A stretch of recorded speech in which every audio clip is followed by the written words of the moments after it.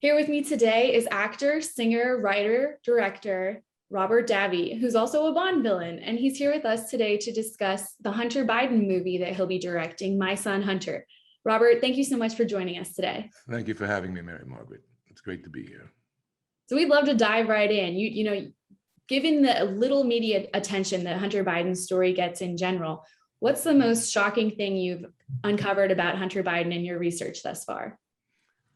Well, before I step into that, you said Bond villain, but the millennials love Goonies, so they got to remember that and Die Hard. Just to give a point of reference, because not everyone may have seen the Bond film, but the Hunter Biden film, and you brought up the Bond villain, so let me start there.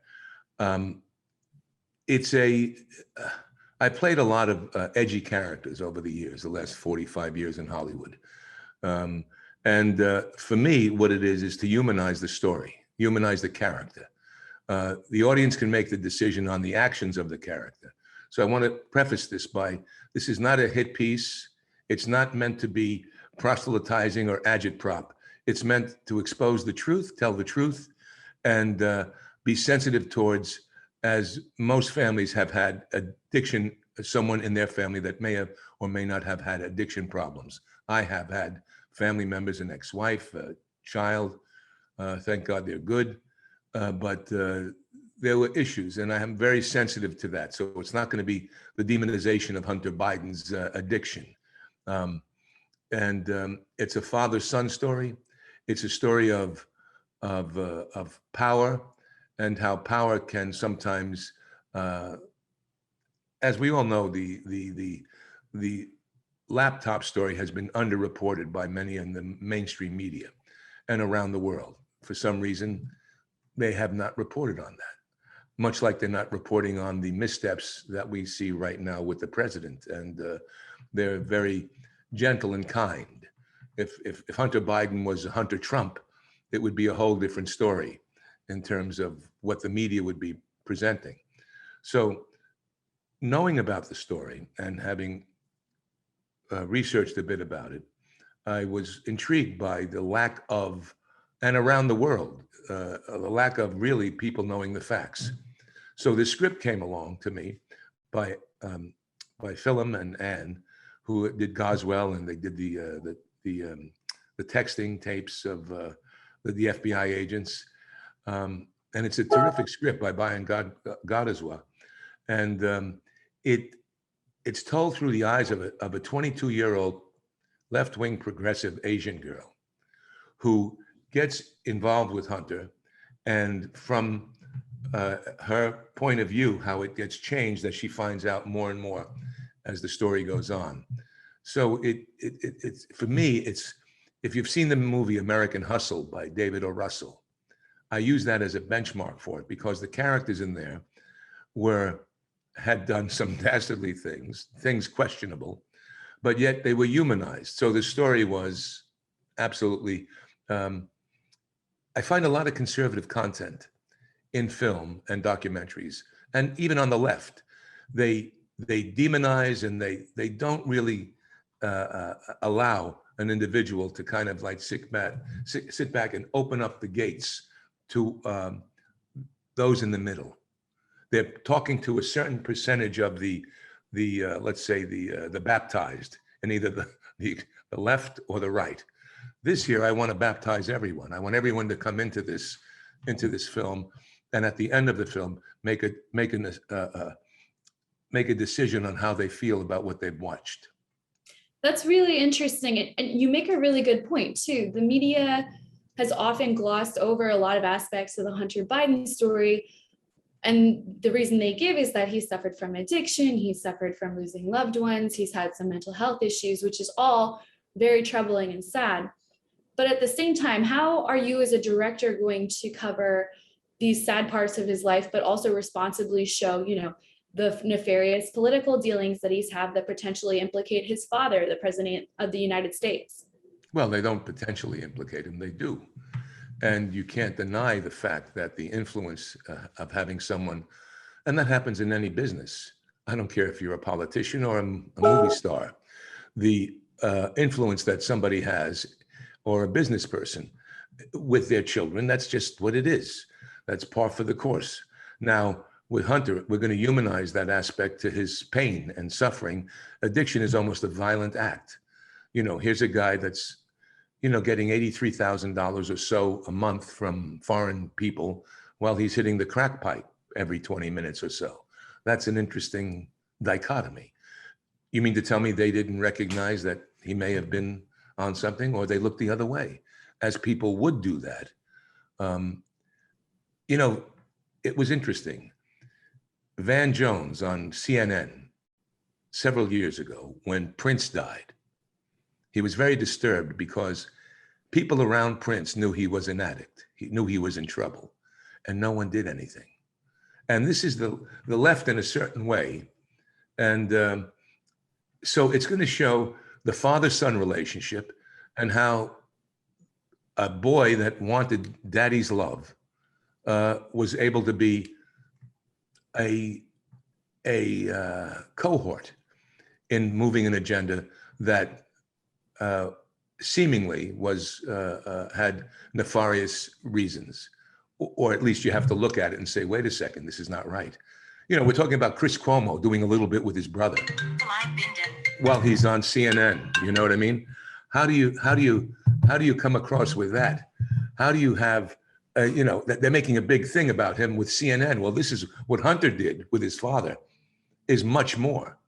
So we'll show the facts. We'll present it in front of people, the people he dealt with. We'll deal with his addiction. We'll deal with his wanting to be, how do I say, accepted and wanting love. The loss of his brother, the loss of his mother. I've been reading his memoir, and it's very touching. You know what I mean? You read it, and there's also the part of him that's must be protecting other things in that story. So that's how I'll deal with it in a certain way. And you touched on earlier a little bit about how the progressive left is a lot better at showing these kinds of stories in film. And I noticed you talked about this in earlier interviews too, how the right is not so good at talking about these kinds of stories, about portraying them in film. Why is that? Because they fight culture. There is a disdain for culture, because if you're not invited to the dance, you then push it away. And that's the biggest mistake they made. For instance, and I'll give you some simple little example. When I was a kid growing up, and I was watching The Tonight Show, and there was an actor that I respected, and he was talking about some political issue of the day. I wanted to hear what he had to say. I wanted to see if what my parents were thinking, or my uncles, or how I was feeling, it gave a certain kind of impetus to either a justification or whatnot to it.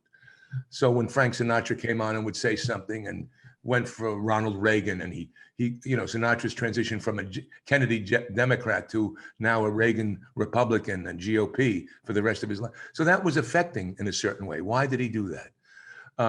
So when people say in conservative circles that celebrity doesn't mean anything, they're negating a huge influence, and they have to be able to co-opt these issues in a way that will appeal to the youth. I'll give you, for instance, now, I've talked about a thing called the Earth Force for several years. Brought it to Hollywood in 1990 with the environmental Echo.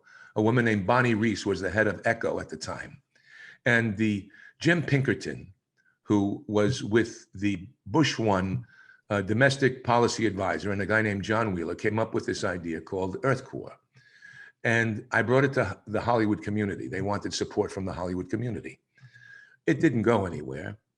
But over the years, I thought about this idea. And I changed it into the Earth Force. Because if the left is saying, and the left has said this, quote unquote, that what's happening to the environment is worse than World War II. Worse than World War II.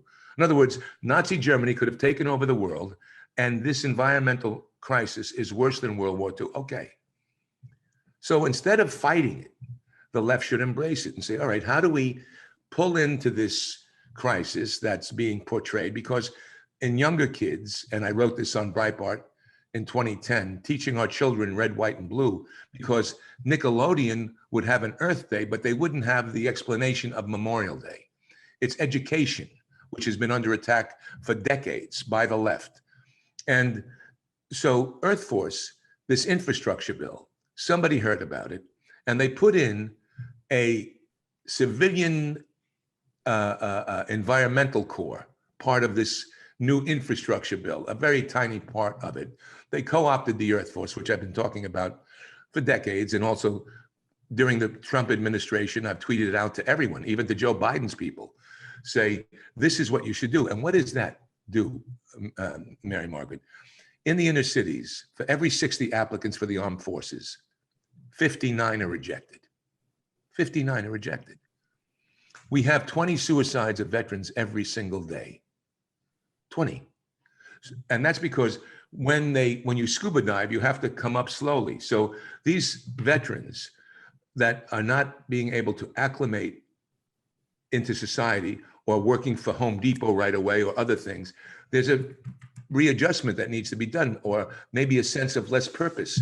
The Earth Corps would take these, or Earth Force would take this retired military personnel and train these inner city youths that are rejected, instead of them becoming members of gangs and spreading fentanyl and killing each other.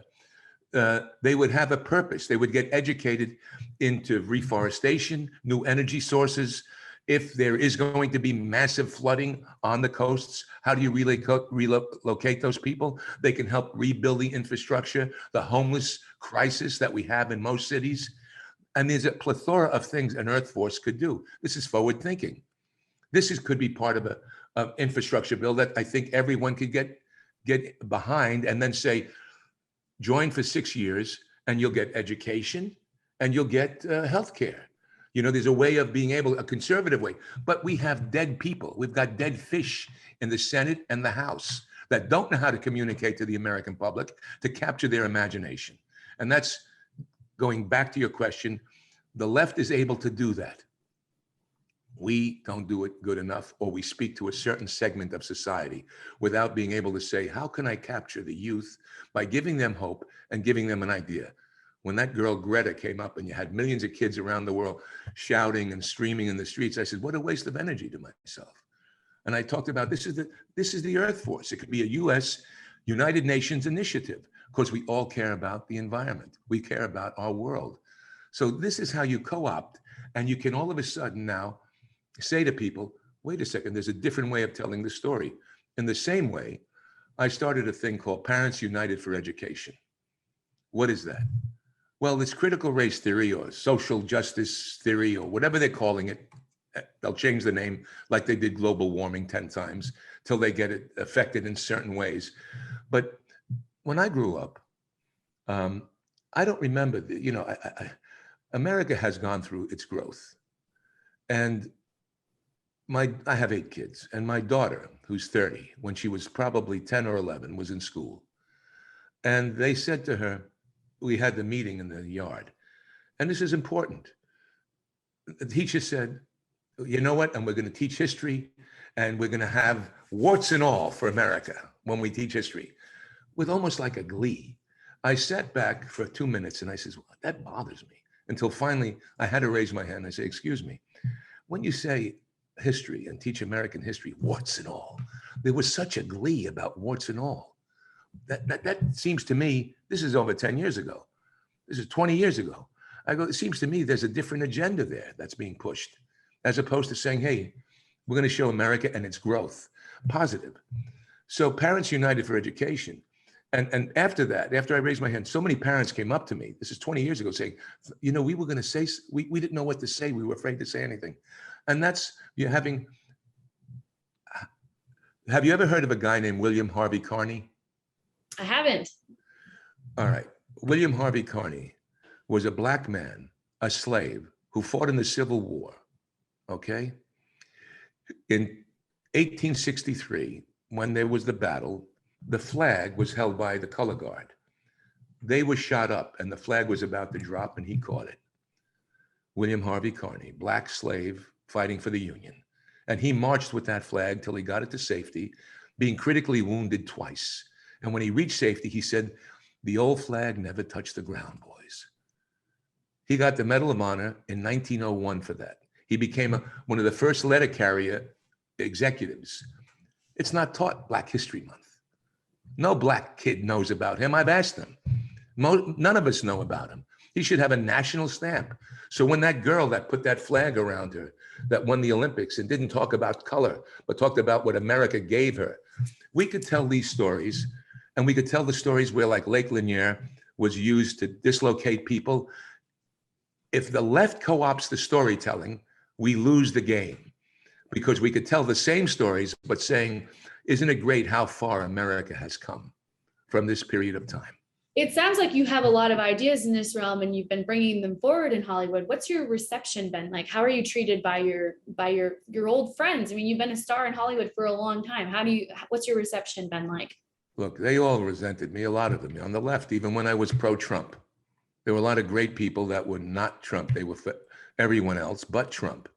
And, I would be jeered at and stuff. And I wrote about it on Breitbart the day Trump announced he was the candidate and why. And it's not just Hollywood. It's, how about politicians? I'm telling you, it's brain dead. It's not just being able to give Hollywood ideas. It's getting politicians to take people, citizenry, more. These are good ideas. What I'm giving is good ideas and a good justification for ideas. But because you're an actor, you are not taken seriously by the media. So other people are giving voice that make a franchise out of their political ideologies, instead of saying, how are we going to expand and how are we going to affect the country? So there's a frustration I have already with that whole thing. And I don't get to talk. I mean, look, there are certain people like the great John Voight, who I'll talk to, who's just a different, and several other people that are like-minded. But the majority, there is a fear, and they're locked into a certain way of thinking for whatever reason. And there's a lot of people that my 2-year-old just came home from a dance class. So that's what you'll hear in the background. That's Gabriella. But that's so it's unfortunate. It breaks my heart, because it's to infiltrate or to influence is very difficult. They have an agenda, their own agenda. So you might be kind of filling a void here of conservative celebrities who are able to, enter this sphere of the arts and create content in this way. Do you feel like you have a responsibility there? Absolutely. I mean, there's a responsibility. That's why my son Hunter, I directed a film called The Dukes that won 9 awards. It was myself, Ches Palminteri, Peter Bogdanovich, Miriam Margolyes, all Ilya Baskin, great group of people, Laura Hardin, Dominic Scott. Anyway, and I've been offered a lot of film over the years, but did not excite me. It was the typical fare, and I've written a script that I want to do. And it took the Dukes a while for me to do, because it's your own vision. But this script came along that was just absolutely, I felt very, very powerful, a story that needed to be told, and a story that I want to tell that will appeal to even, and what I enjoyed was that it was told through the eyes of this progressive left 22-year-old girl who was an activist. And it unfolds, and it had the potential for me to talk about addiction, to talk about the struggle of addiction, to talk about the effect of addiction, and then to talk about how power can corrupt. I think our audience would probably really be curious to know who you would consider casting as Hunter Biden. Have you picked anyone yet? There's someone that we're going to announce shortly, I hope. Yeah. And what about Joe Biden himself? Do you have any interesting characters there? How much screen time do you expect to give Joe Biden himself? Well, it's going to be, I mean, it's pretty balanced out. You've got Hunter, you've got, well, first you have the girl, you have Hunter, and then you have Joe Biden, and then a few other characters. A Secret Service agent is very important in the story. And of course, the ancillary characters that were dealing with certain things in the Burisma and China and the Russian and the Ukraine and the rest of it. So you have all of that. This is, I mean, that's a lot of very controversial topics you're taking on. Are you worried that the Bidens themselves might not be happy about it? Well, it's just what it is. It's, I mean, it's like I say, it's not going to demonize. It's going to express something in a sense of humor, you know what I mean, with a sense of satire and also a sense of sensitivity toward a father and son going through what they're going through. And, why? I mean, it's I don't think about how they might feel as how did, films have been done about different public figures for decades. It's what it is. All right. Well, Robert, we're really excited to see how this goes, and we're excited to see the film. Thank you so much for joining us today. Thank you, Mary Margaret, for having me.